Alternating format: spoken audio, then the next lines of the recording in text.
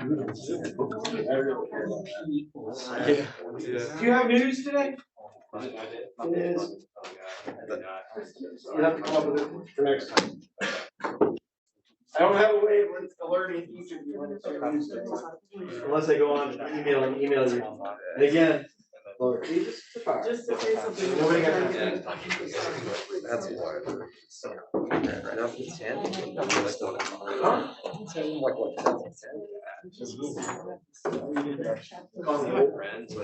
Not directly.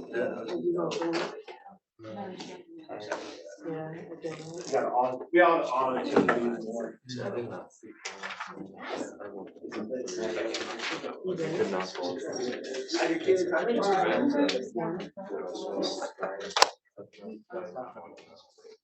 Double rainbow all the way across the sky. Wait, so you did? I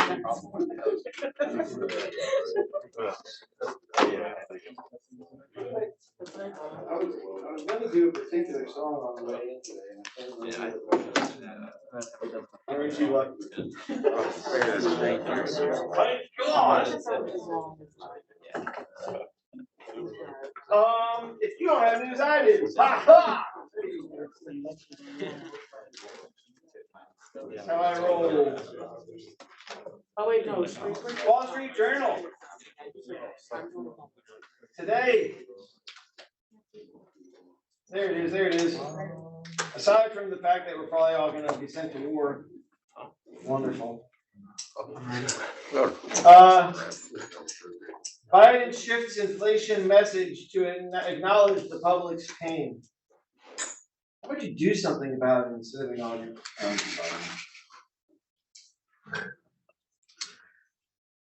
How about you don't do something? I know food prices up and we're working to bring them down. President Biden said this month in Culpeper, Virginia. Oh my gosh, what is he doing in Culpeper? No, it's in Culpeper? Damn. Nothing there. He's shifting his message on inflation to show he understands America's economic woes in the midst of mounting public frustration over prices. He made personal appeals in his speeches facing high prices for food. I grew up in a family where the price of the pump was felt in the kitchen. Everybody knew. Everybody felt. I understand. Change from his ways of talking about it in the past. He said, price increases were expected. They expected to be temporary. Now, there should be gas prices should be going down, but they're not. Who's advising this guy? Oh my gosh, I don't want the job. But okay, so he's acknowledging there's inflation prices. So what about the Fed? Fed officials dispel prospect of a half point rise in interest rates. Oh, okay. So last week you were hearing they're going to raise it a half point. Now they're saying no, probably not. Great. How's that going to affect financial markets?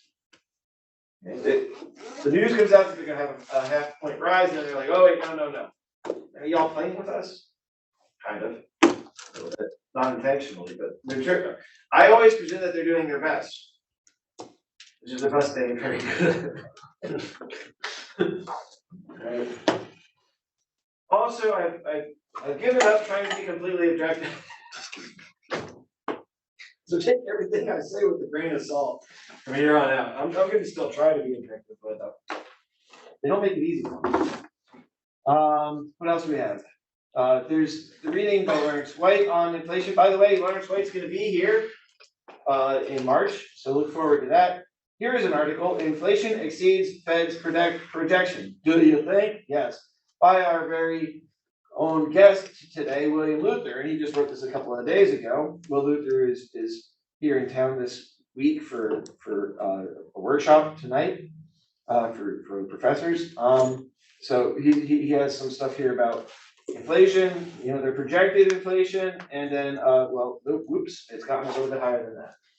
So the Fed's not doing a very good job estimating what inflation is going to be.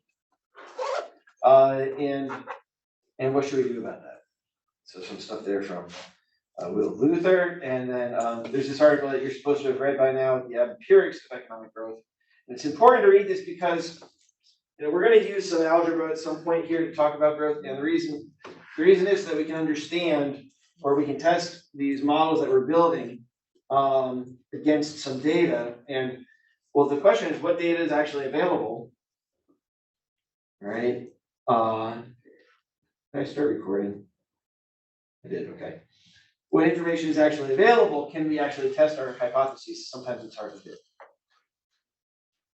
Last time I talked a little bit about the Harad-Domar model for economic growth. And so I was reading something here. Jagdish Bhagwati in 1993 observed that the productivity of investment is not a given. We've talked about, we have output.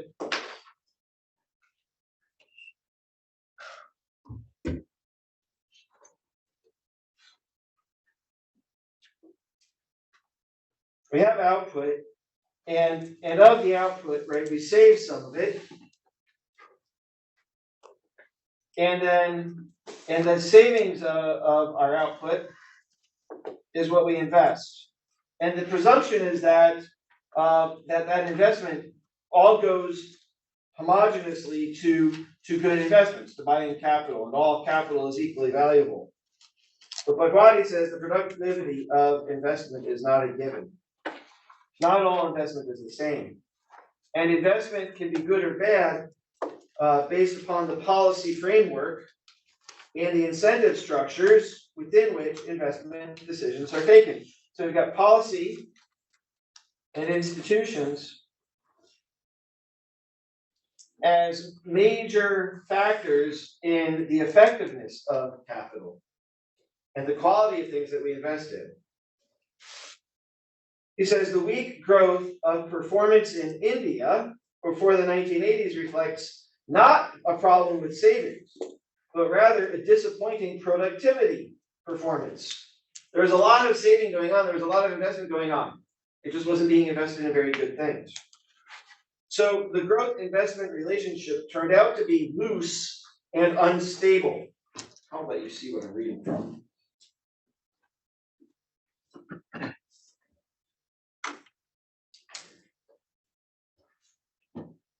The growth investment relationship turned out to be loose and unstable due to the multiple factors that influence growth. Notice he's citing Easterly. That's the book that I sent several pages to you from recently. Furthermore, economists soon became aware of a second major flaw in the aid requirements for financing gap model. The model assumed that aid inflows would go into investment one-to-one.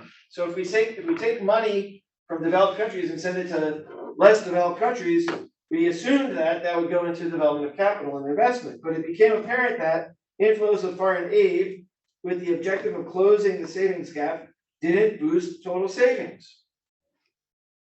Aid does not go into investment one-to-one. Indeed, in many cases, inflows of aid led to a reduction of domestic savings. Why might that be the case? Well, if you have a certain level of income and you plan to save a certain amount of your income in order to enjoy a higher quality of life later in the future, but then somebody gives you a lot more money, that might affect your savings decisions today. You might choose to save less. In other words, aid could be crowding out endogenous savings. So you have a reduction of domestic savings and a decline in the productivity of investment. Boone confirms that inflows of foreign aid have not raised growth rates in most recipient developing countries. So even though we were trying to help, I'm from the government and I'm here to help. Those are some of the most dangerous words you could ever hear. A further problem is that in many developing countries, the soft budget constraints operating within the public sector created a climate for what Bhagwati calls goofing off. That's a nice thing. That's a nice way to say it. It is therefore hardly surprising that public sector enterprises frequently failed to generate profits intended to add to government saving. In short, capital fundamentalism in the aid-financed investment fetish, yikes, that dominated development thinking for much of the period after 1950 led economists up the wrong path in their elusive quest for growth. Indeed, William Easterly, who was formerly a World Bank economist, I wonder why formerly, because they fired him. He was saying things they didn't want to hear. Argues that the Harad-Domar model is far from dead and still continues to consider can exercise considerable influence on economists working within the major international financial institutions, even if it died long ago in the academic literature. We moved on from Harad Damar to Solow a long time ago. But people who are at big institutions and big banks, they studied economics a long time ago, and they're still using the old models. And sometimes they don't even know they're using the old models, because the old models are baked into the computer models that have been developed. And so if you're running an old computer model, it might be based on some of these older assumptions. Easterly shows that economists working at the World Bank, the IMF, Inter-American Bank, and a bunch of other places still frequently employ the Harad Damar Cherry Strout methodology to calculate the investment and aid requirements needed in order for specific countries to achieve their growth targets. However, as Easterly convincingly demonstrates, the evidence that aid flows into investment on a one-for-one basis, and that there is a fixed linear relationship between growth and investment in the short run, is soundly rejected. Furthermore, this model assumes that capital and labor operate in a fixed quantity. In other words, you're only going to buy more capital if there's more people. That's a crucial but inappropriate assumption for a model concerned with long-run growth. The assumption of this model also leads to the renowned instability property that even for the long-run economic system is at best balanced on a knife-edge equilibrium growth. In Harad's model, the possibility of achieving steady growth with full employment is remote. Only in very special circumstances will an economy remain in equilibrium with full employment of both capital and labor. If it actually worked, Solow said, it would be a miraculous stroke of luck. Okay, so this model had major problems, but it remained influential for a very long time. And that's the way it goes in public policy oftentimes. So we have to stay up on it as best as we can, even though what I'm reading from is itself 10 years old. I'm doing the best I can. There are two ways to get economic growth. There is extensive growth.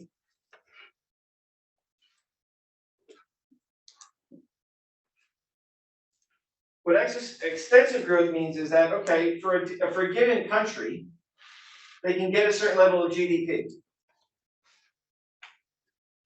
For GDP to go up, one way to get a higher level of GDP is to have more people. More people leads to a higher level of GDP for the country. Okay, so more people. That's extensive growth. But it doesn't say anything about the quality of life for the people that we're talking about. You can have more people and they can all be equally poor. The country's GDP will go up, and so if the country taxes at a constant rate, it'll be able to afford more guns. So maybe that's what the country is interested in, or at least what the government is interested in. That's what they have an incentive to be interested in. But it doesn't mean a higher quality of life for the people, which is what I'm interested in. You can have whatever normative goals you want, but that's mine. And so if GDP is constant, or if GDP is increasing, but population is increasing, right? Then GDP per capita might be constant.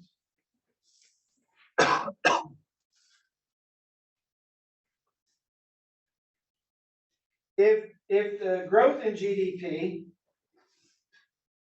is greater than the growth in the population, then we would have GDP per capita that was growing. That is called intensive growth. And that is what we're really interested in.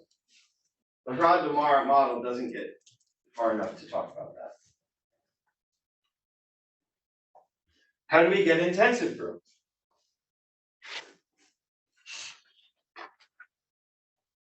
We want each person to have a higher quality of life. How can we get that? There's basically two methods. One is Smithian, after Adam Smith. Smithian growth has to do with increasing the scope of the market. So I talked about a couple of days ago how, if we're talking about collecting coconuts and fishes, if there's two different people involved in that exercise, then their combined level of output is not just the sum, but then it grows out. And we end up with a level of opportunities greater than the sum of the opportunities of the two individuals in isolation. In other words, trade makes us better off because we're able to specialize. And the more people there are, the more that specialization helps. So Adam Smith postulated that, well, how can we get economic growth? We can have more trading. We can have more people specializing in whatever it is they do in particular, right? And then trading with one another. And as a result, since each of us is more productive, we are all on net better off. That's Smithian growth. And that's just working with the same level of technology as we have right now, and the same inputs, just better organizing them. Another way of getting to growth is Promethean. Who is Prometheus? God of fire. I went to this tavern and kitchen, HC Tavern and Kitchen last night, and they had these little things by the front desk, and I was so excited because I was like, oh, they don't do that anymore. And the hostess was like, they still don't do it because it's not matches but toothpicks. I was very disappointed. You used to go to a restaurant, especially a fancy restaurant, they would have their own matchbooks, and people would actually collect matchbooks. Ask your grandpa if he's got a matchbook collection. He might. Prometheus. And Promethean growth has to do with changes in technology. Technological progress, innovation. Now here we know that for Smithian growth, right, that it has diminishing marginal returns. Because we can add one more person to the economy and they can help make us all a little bit more productive. But the marginal benefit of adding one person is diminishing. It's positive, but it's diminishing. In other words, we're going to have limited benefits from that.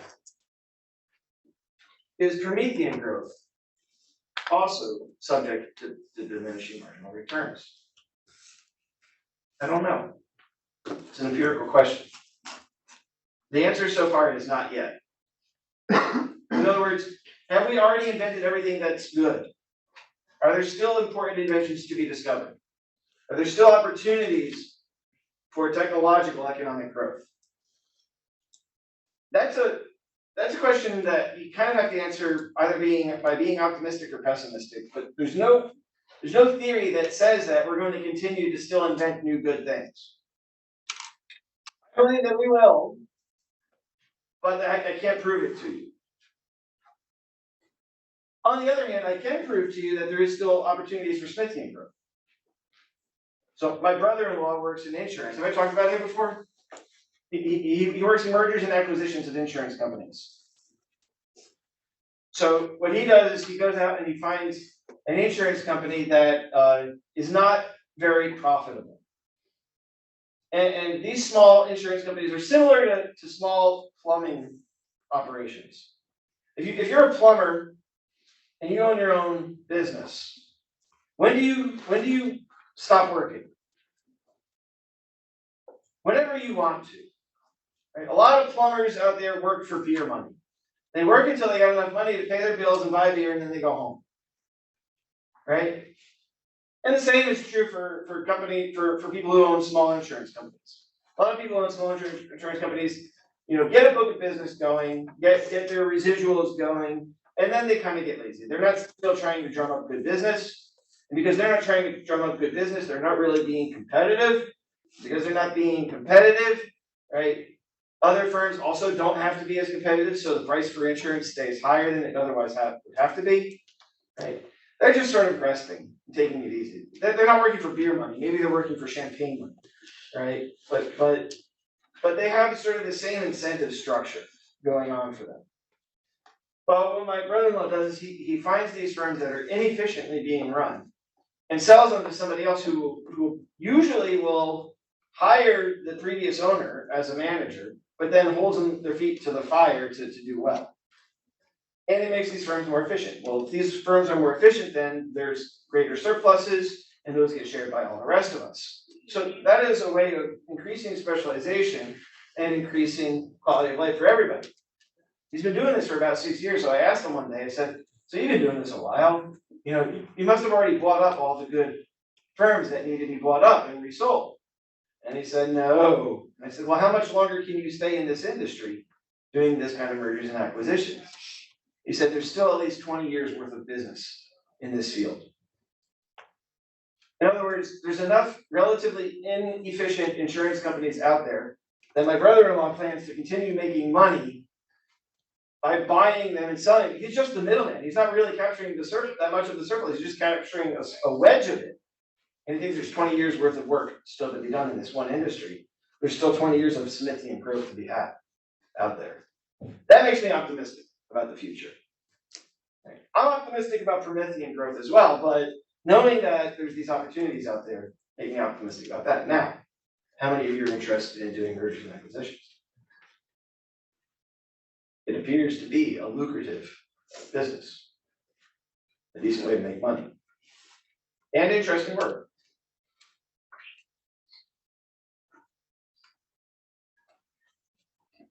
Smithian growth is more common in big cities.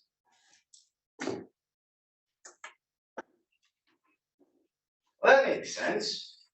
In a big city, you're a lot more likely to have a car mechanic who does most of your stuff, but then also a transmission shop that specializes in transmissions. In a small town, you're likely to have a guy who fixes tractors and cars. Right? It doesn't specialize as much. You bring them a foreign vehicle, and they're like, yeah, I don't know what to do with that. You got to drive to the big city to get it fixed. The way that Jeremy Clarkson has to drive his Lamborghini tractor. Have you guys been watching that at all? Have you know like Clarkson's Farm? You know Jeremy Clarkson's? The guy from what's the show called? Top Gear. Sorry? Top Gear. Top Gear, yeah, the British car show. Right? He bought a farm. And it's one of the most fun shows for me to watch, especially as an economist. First of all, he's horrible at it. Right? But there's so many good economic illustrations in the show. In particular, the amount of stupid regulations he has to deal with. Stupid regulations. Okay. John Maynard Keynes' father, Neville Keynes, wrote a book called The Economic Possibilities of Our Grandchildren. And he was writing this in around 1920. Right? The economic opportunities of our grandchildren. He thought that their grandchildren would be so well off that they would be in a world that was sort of post-scarcity.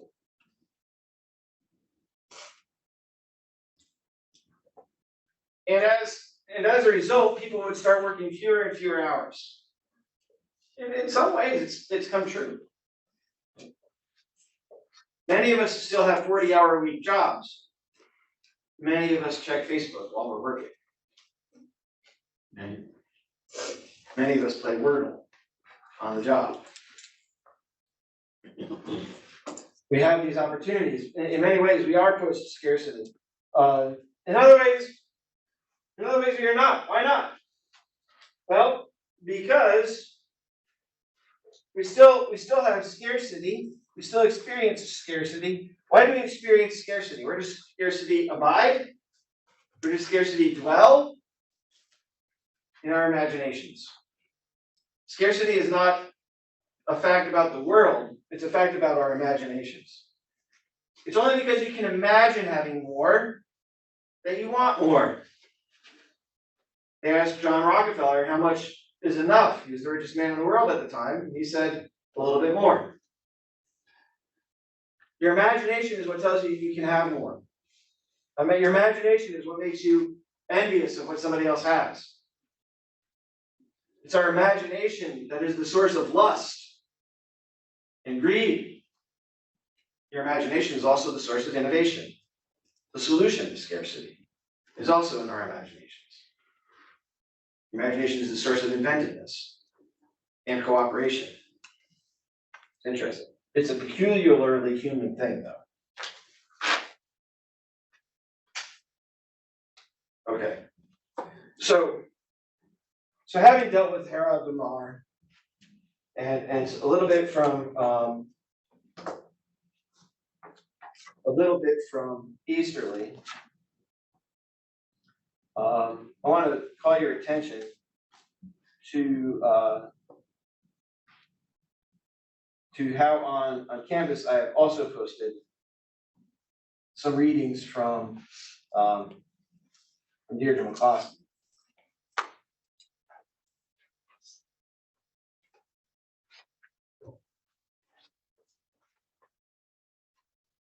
That's the song I was going to play. I realized. So Deirdre McCloskey has a series of books, 3 books that she calls the Bourgeois Trilogy. She's got a 16-page rant, which I posted the PDF for to Canvas on the page that says McCloskey on growth, and it's not a perfect paper, but it gets at the major points in there. She quotes a famous Scottish poet named Robbie Burns. Anybody know the name Robbie Burns? What do you know from Robbie Burns? There's a song that you all know from Robbie Burns. You sing it every New Year's Eve. Yeah. Auld Lang Syne. Auld Lang Syne. Right? The old acquaintance be forgot. Right? That's by Robbie Burns. Robbie Burns also wrote the national anthem for Scotland. And that song is "A man's a man for all that." For all of that and all of that. A man's a man for all that. The pith, the sense, and pride of worth. A man's a man for all that. And the point of the song is that every man is equal. He in that poem, right, describes the king and then also the yeoman or the regular worker. And he says both have equal dignity.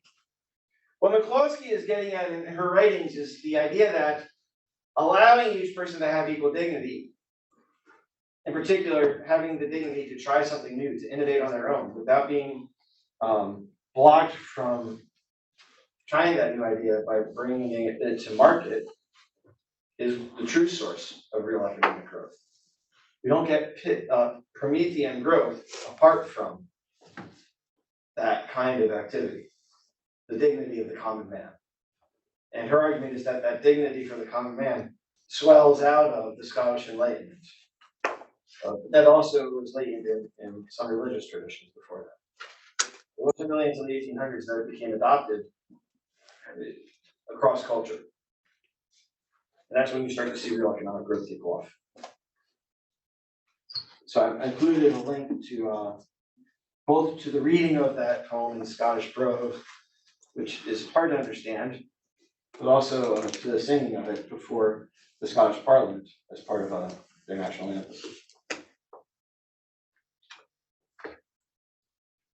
You are responsible for the 16-page McCloskey reading, as well as for the Easterly reading. I've also posted a link of the first 6 chapters of Bourgeois Dignity, which is one of McCloskey's books where she talks about these ideas. That's if you're interested, and I hope you are, because it's very good, and she's very easy to read, and a lot of fun to read as well. Back to our concepts from the textbook. We have this production function that we've been working with until now, where there's capital and labor that get used to make things. There's some discussion about constant returns to scale. Make sure that you work through that from the textbook. What we're going to do is we're going to divide everything by L.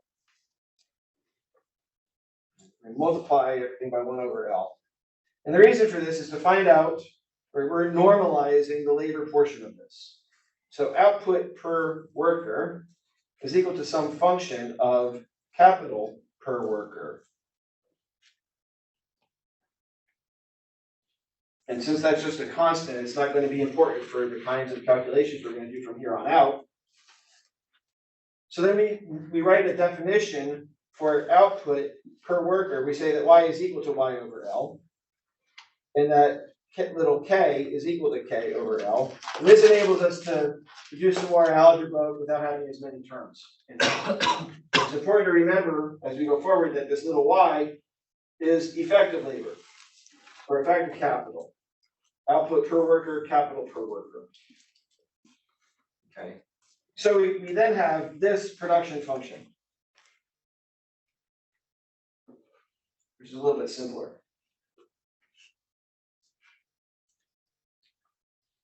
Now, if I wanted to think about this, and remember, we're talking about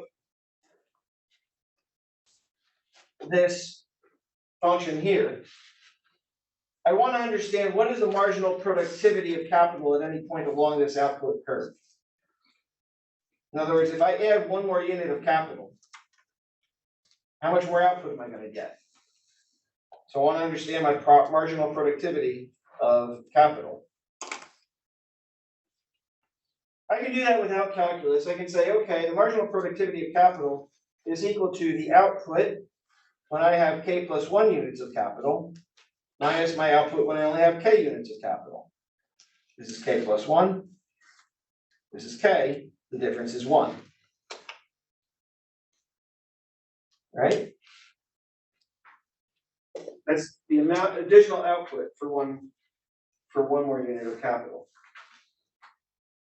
Now, similarly, I'm going to want to define C, and this is like a little c, so I'll put a little hat on it like this. C is the consumption per worker.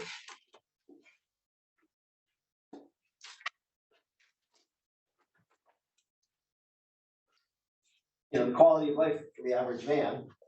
I'm also going to want to talk about the investment per worker.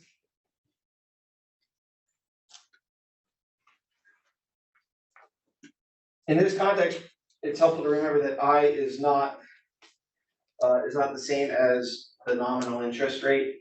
So our nomenclature overlaps and gets confusing sometimes. When we bring things together in the same model, we have to be more careful. But currently, we're working within just this solo model for growth. So we don't have to be as careful. We just have to remember that that's what we're talking about. So the output per worker is divided up between the amount that that worker consumes and the amount that that worker invests.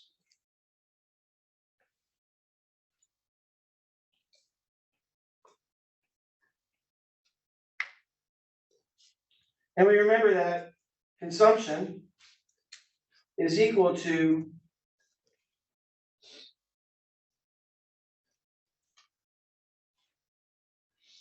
output multiplied by 1 minus savings plus investments.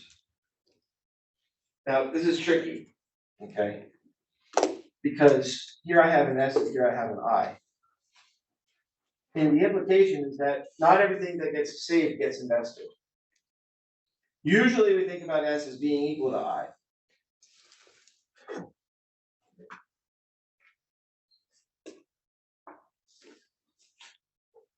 In order to get this result, we find that S is not equal to I, but instead C equals Y minus YS plus I. And in solving this,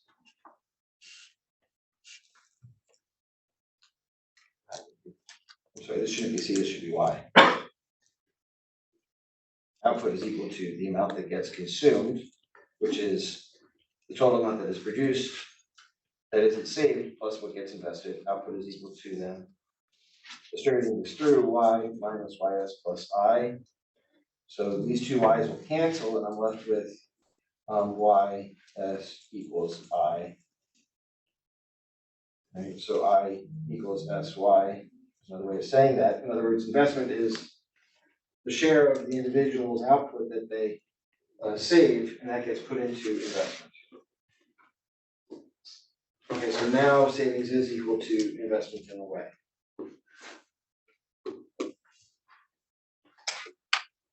What do we buy with our savings? In the solo model, we only buy one thing. we buy capital. Savings just buys capital. So then when I draw my curve,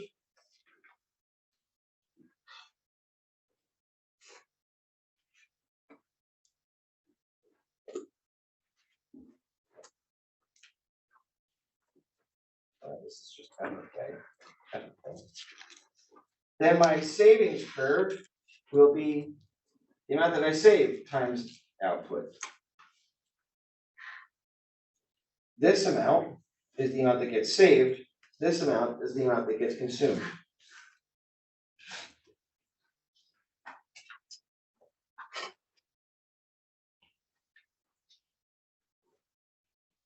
Next, we bring in depreciation. And that is the percentage of capital that wears out every year. If capital lasts 25 years, so you've got some machine and you expect it to last for 25 years, what would the rate of depreciation be?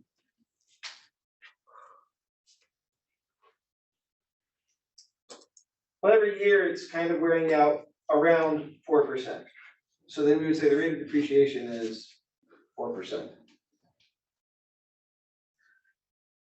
And this is directly related to capital. So we say that if we put it on here, it's D of K.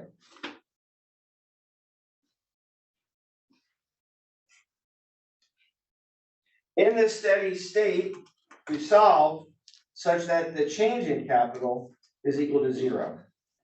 At what point does this economy settle down in the long run and there's no increase in the amount of capital, no decrease in the amount of capital? And what does that mean for the maximum level of output for this economy? So far, we're assuming no technological growth. No median growth in this model so far. Questions? Should be mostly review, right?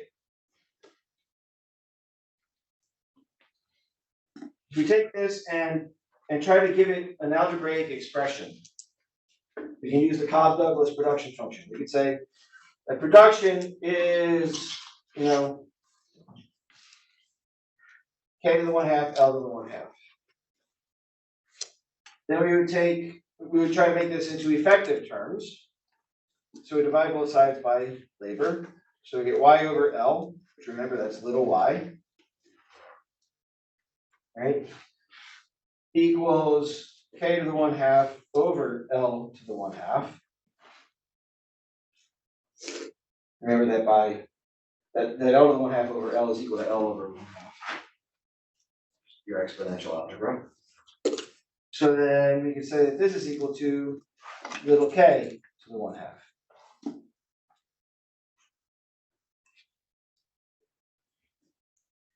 Another way of saying that is that y equals the square root of little k.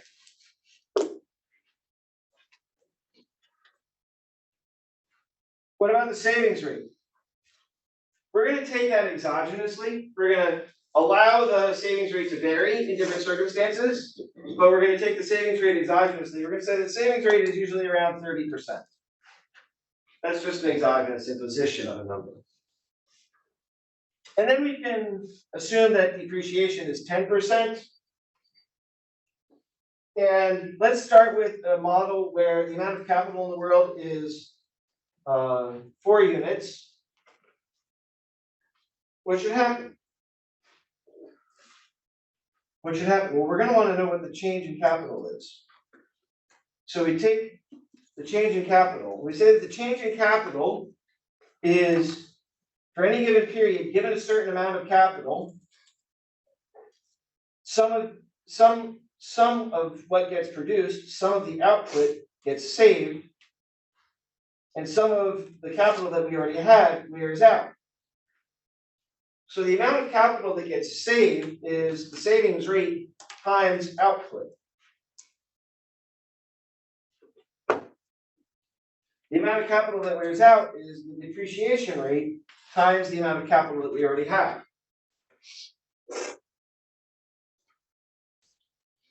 Here we've defined f of k as being the square root of k.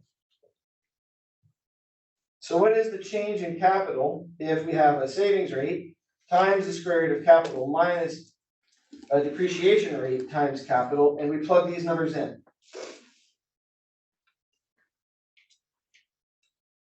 Is this economy going to have more capital next year or less? With the paper. No, you have to intuit, sorry. Is this economy gonna have more capital next year or less? Let's plug these numbers in. So we get the change in capital is going to be the savings rate, which is 0.3, times the square root of k, which would be 2, minus the depreciation rate, which is 0.1, multiplied by 4. So 0.3 times 2 is 0.6, minus 0.1 times 4 is 0.4, so the change in capital would be 0.2. So then next year, this economy will have more capital than it had last year.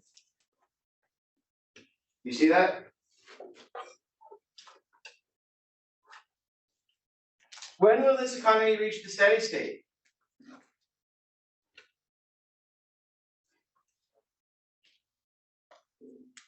It'll reach the steady state when the change in capital is 0, right?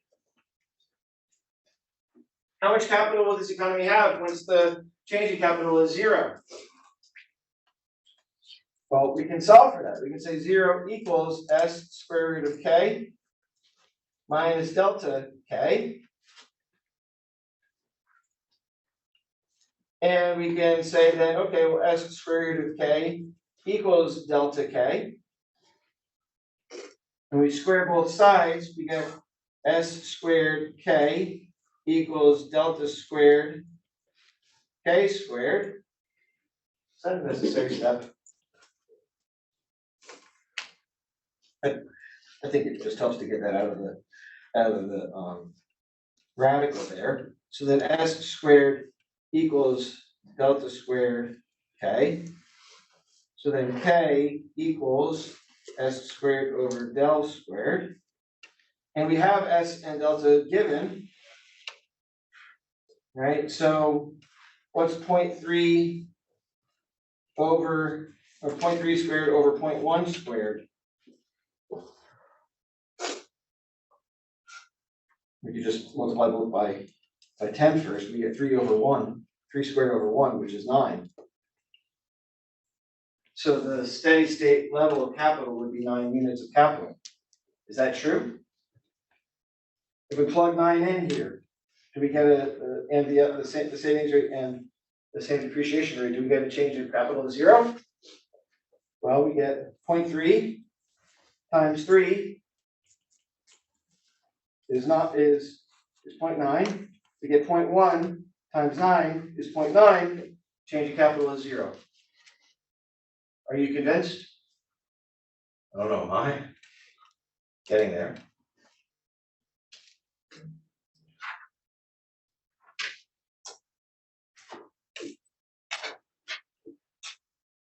So the change in capital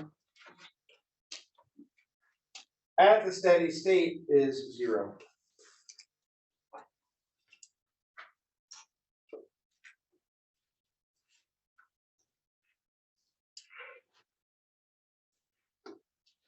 Now, I talked a little bit last time about how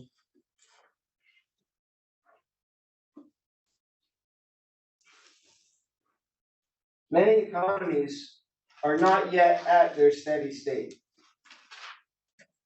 Many economies are still developing. And an economy that is developing is growing at a rate generally faster than an economy that is closer to its steady state. The marginal productivity of an additional unit of capital is greater here than there. That's interesting because if true, then we should expect higher rates of return on purchases of capital in countries that are less developed. You got a poor country and a rich country. We should see tons of money flowing into poor countries in terms of investment, but we don't. Which again pushes us back to thinking about institutions.